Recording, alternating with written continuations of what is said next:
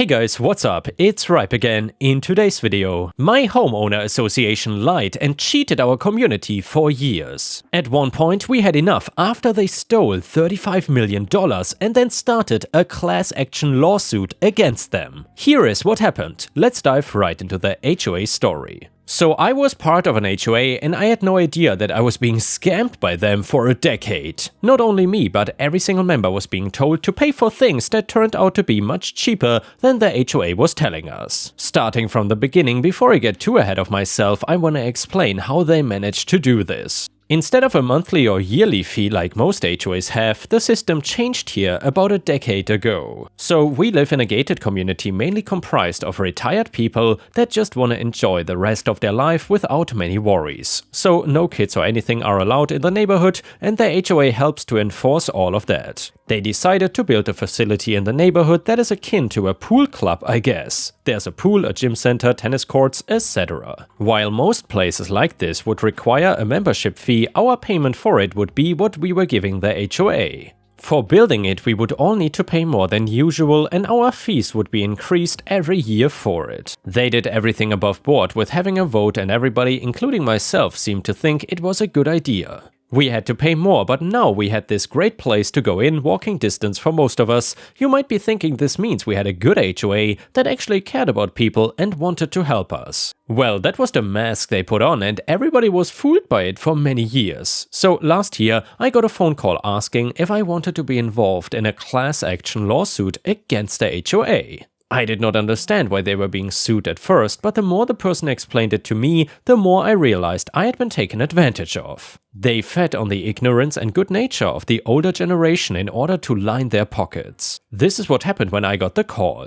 Me, hello? Man, we are calling to inform you that you are eligible to join a class action lawsuit against your HOA. I thought this was a scam or something and was gonna hang up, but before I could, I heard them saying something else. Man, it turns out that the facility you've been helping pay for is much cheaper than they led you to believe. They have pocketed $35 million over the last 10 years, and we want to get that money back in the pockets of homeowners where it belongs. Me, in that case, yes, I'm interested in joining. What do I need to do? I was given instructions of who to write to in order to make sure my name was down for the lawsuit. I could have sat around and just waited, but I'm a nosy person and had nothing better to do, so I was keeping a close eye on the lawsuit and what was happening, as well as finding out more details of what happened since the phone call was so short. Well, what I found out was that on all the paperwork they were showing us about the cost of building and maintaining the facilities of the HOA, they were lying about the total costs of everything. And not just by a small amount either. In total, they really had taken $35 million extra from us all over a 10-year period.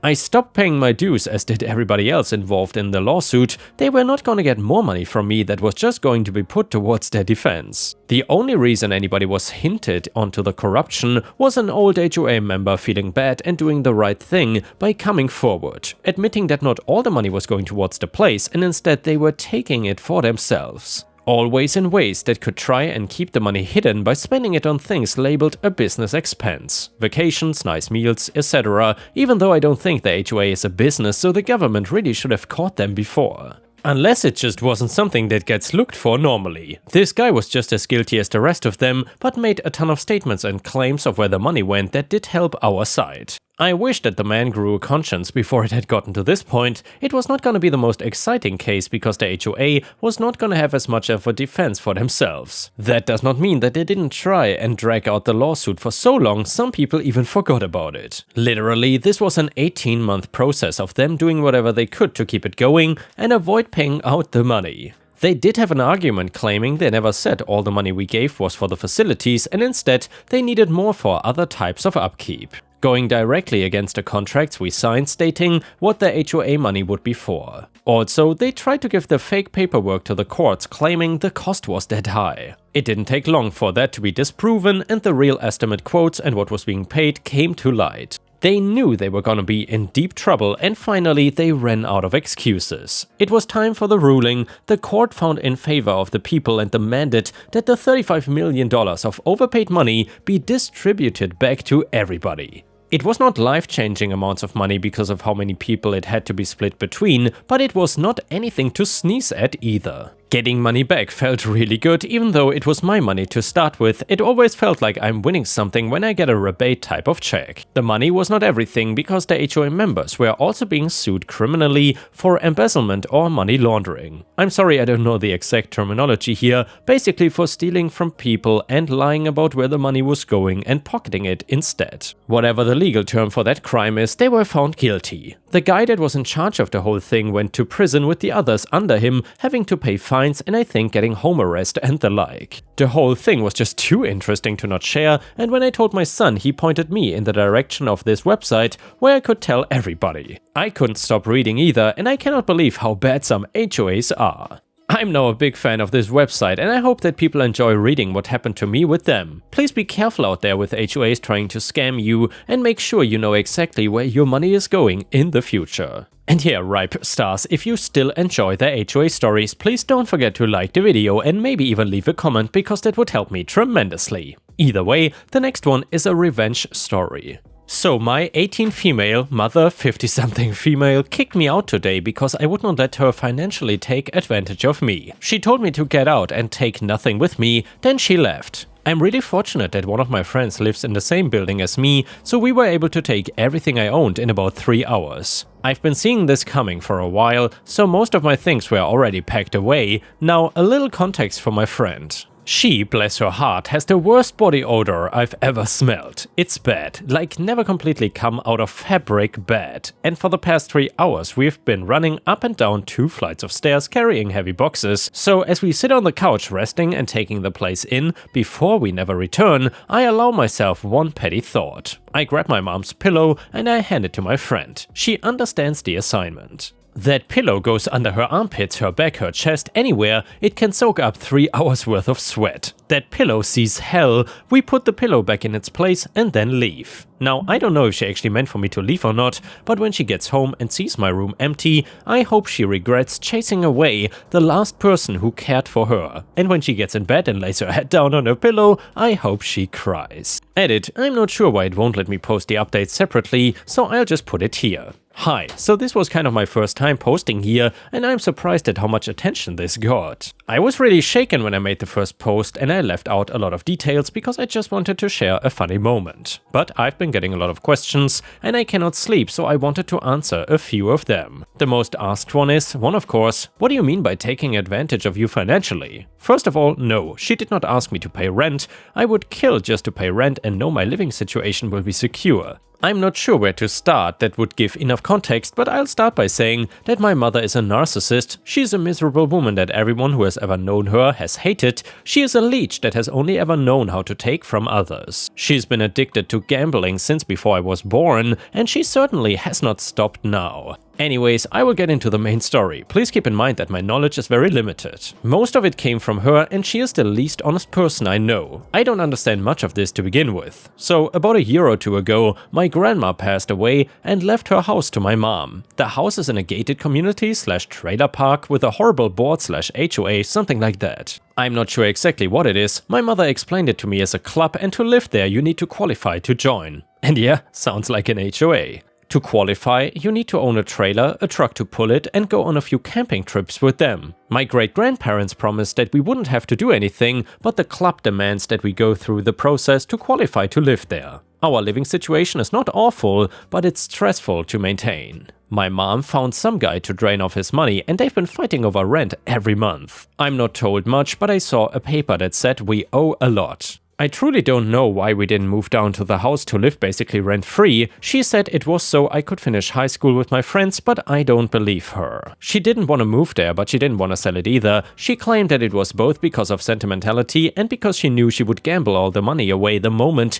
it hit her bank account. I know my great-grandma's death was hard on her, and her grief made her spend more nights at the casino. I would almost feel sorry for her if she didn't make her 16-year-old daughter comfort her at her grandma's deathbed. So once she burned any money she inherited, she pawned off the trailer and I assume the truck too, but I never heard much of it. She pawned anything valuable she could find. She would often ask me for money to keep from losing them forever. She would often just ask me for money for any reason. Once she realized that she couldn't just win back enough money to get the trailer back, she started begging me for the money. Not me, begging me to ask my dad for money. They've been separated since I was about 11 and have not spoken a word to each other since. The night before my 18th birthday, she told me that I needed to get money from him or she would lose the trailer and then we would lose the house. I already felt bad enough receiving any money from him, but asking him for thousands of dollars for my mom? He would literally never give her anything. And apparently it would just be all my fault that we lost the house. I barely made it 20 minutes before breaking down and leaving school early the next morning. Walking 2 hours uphill home, that was about 8 months ago. It has just been a constant stress with her demanding things of me that I just cannot do every month or so. Recently she finally decided to sell the house because she couldn't qualify to live there. She found someone to sell it to, even if it is for a lot less than what it is worth. 5 days ago, I'm just sitting at my desk when she comes into my room and just tells me that she gave my number to her agent and that she's gonna call me. She does not elaborate until I ask why, and she just tells me that she's gonna put the house in my name and that I'm gonna sell it. I'm 18, I barely understand half of the things she has told me about what's going on with the house. I really don't care whatever advantage I might get from it, it's too much stress and I have no idea what I'd be doing. No one is gonna tell me what the consequences of this could be. I would not even understand half of what I would find online if I tried to look it up. I don't even know what to ask. This is an absurd thing to ask of anyone so inexperienced. Why is she doing this, you ask? Well, she said that because of the taxes she owes, if the money went into her account, it would be used to pay them all off and she wouldn't get to keep most of the money.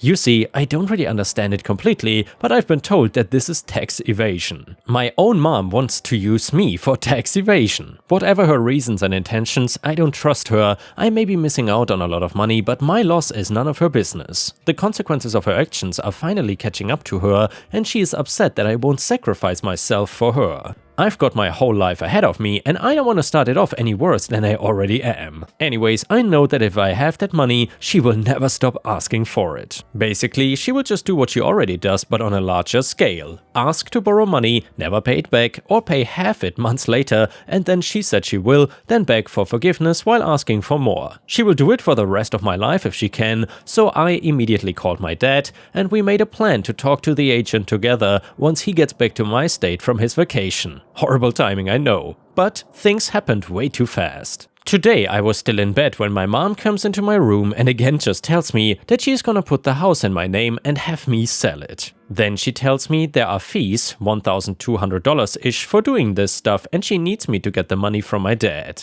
I have not even put on my glasses yet, much less think about what I'm gonna say, so I just tell her what I always tell her, that he won't give her anything and she just loses it. I don't say anything else. What I'm realizing now was a trauma response and it just makes her even angrier. She screams at me that I'm stupid and a bitch over and over until she just tells me to get out and go live with my dad. So yeah, I wish she'd just ask me for rent. Sorry if taking advantage of me financially was not the right way to put it, I'm just not sure what else to call it. Second most asked question is, are you okay? Well, I will be. My dad is gonna pick me up from my friend's apartment tomorrow. He's gonna help me get my life together and make sure that I'm successful. It feels weird for once to be thought of without anyone else gaining anything from it. My parents separated when I was about 11 to 12. We tried to make split custody work, but my mom would not stop trying to turn me against him. She made me tell him that I didn't want to see him anymore, and I never saw him again until I was 15 to 16. I've been steadily spending more time with him since then. I've also been talking to a therapist for about a year. I'm not alone in this. Has your friend tried X? Your friend might have Y. She, 18 female, I forgot in the first post, said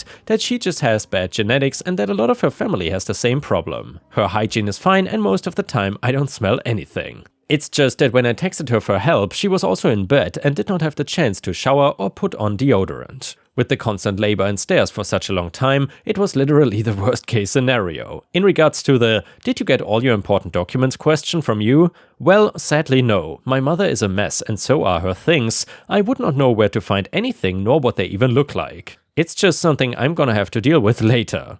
Also, I don't have a credit card. I didn't have my own bank account until about 3 months ago when I got my first job. So much has been going on that I never got around to it. I don't have any kind of shared account with my mom, as there would literally be no point. She would just gamble anything I would put in there. Before, I had a shared one with my dad that he would put money in every once in a while. I'm very fortunate that he's been doing well. Anyway, the next one is titled, No More Privacy for You. Yesterday, while I was making lunch, I heard a really loud sound, as if the ceiling was falling or a bookshelf had fallen. My husband, 41 male, and daughter, 17 female, were out. The only other person in the house was my son, 16 male. I was pretty sure that he was in his room, which is at the opposite side of the house from the kitchen, so while making my way there, I checked every room and everything seemed in order.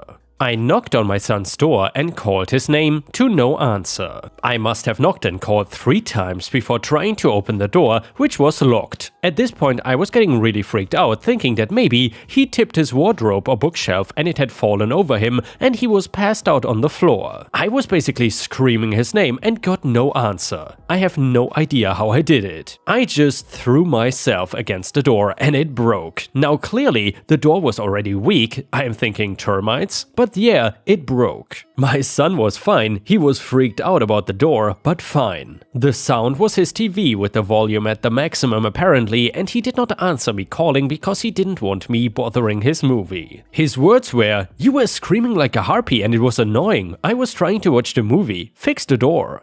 I said no, I was not gonna fix it, since to fix it I would have to buy a new door, and doors are expensive. As soon as his dad got home, he would remove the door entirely, as it was too broken to just stay there. He got really mad and said it is his right to have a door, he deserves his privacy. I said he had a door, and while I was the one that broke it and it was a consequence of his actions, so if he wanted a door, he would have to buy it. I know he doesn't have the money for it right now, and until then, no door. He can change in the bathroom. He said F you, and I said he was grounded. So, Reddit, am I the a-hole about the door? My husband is fine with it and says only I know how scared I was, so only I can know the appropriate punishment. I am now terrified that if anything happens where we really need to reach my son, we won't be able to. But I've calmed down since, and I'm wondering if maybe I am really the a-hole. And yeah, Ripe Stars, let me know in the comments what you think about this. Do you think that OP was the a-hole in this situation or not? And a user in the comments said, I usually say parents are always a-holes for taking away doors, but this? Absolutely not the a-hole. However, you and your husband need to sit down and think about how to fix your son's behavior ASAP, because he is way out of line. Comment number 2, not the a-hole. If even half of this is accurate and true, your son is incredibly disrespectful. If not having a door is a punishment he doesn't like, no door for him then.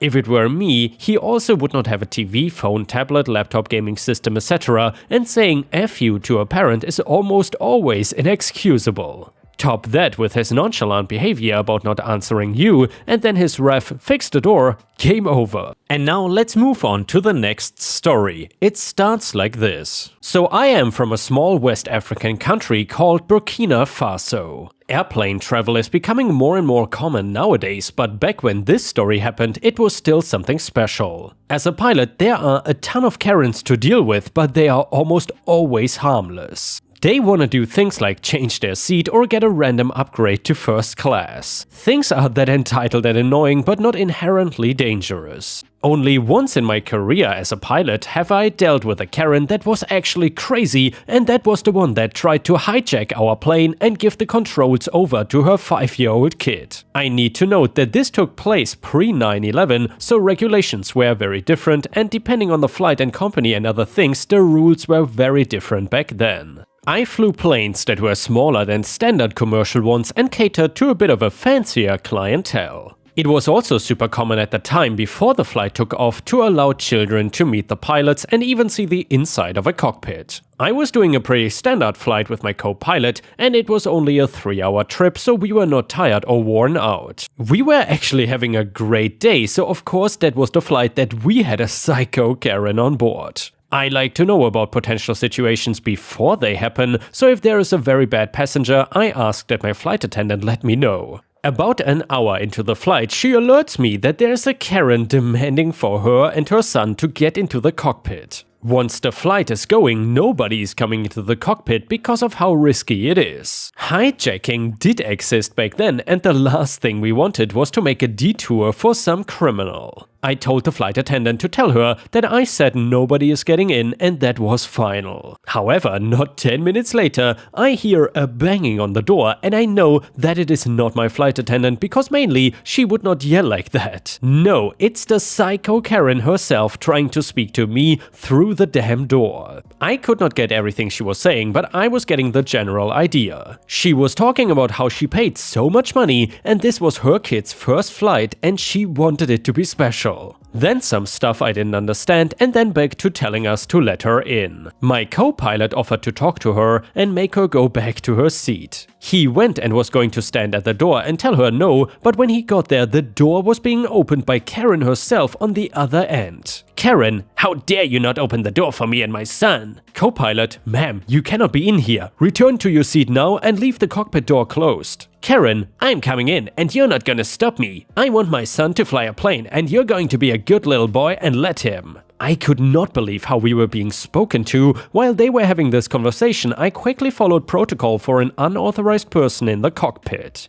A signal was sent out and we were preparing for an emergency landing at the next safe landing spot where police and air marshals would be waiting. I was just hoping that he could get her to sit down in the meantime and I could land without problems. That did not happen though because I heard a thud and turned to see my co-pilot unconscious on the ground. I was kind of panicking at this point as she walked closer to me. I was the only one now who could fly the plane and if she tried to knock me out too, we could all crash. She told me that I better move out of the way and let her son fly or I was gonna be the next one on the ground. She somehow ended up with a metal tray that the flight attendant uses on her car to give out drinks and snacks. I also would like to note that her son was not with her, and as I found out later, he was in his seat sleeping through this whole thing. I told her that her son could not fly the plane and made a mistake in saying that I contacted the authorities and she was gonna be arrested. She was ready to attack me as well, but I guess all the shouting got the attention of other passengers. And then this one guy walked in, took the tray from her hands and smacked her in the head with it. This guy was huge and as it turns out played amateur football, which explained his size. He said he was worried what she would do and did what he had to do. The guy was worried that I was gonna have him arrested too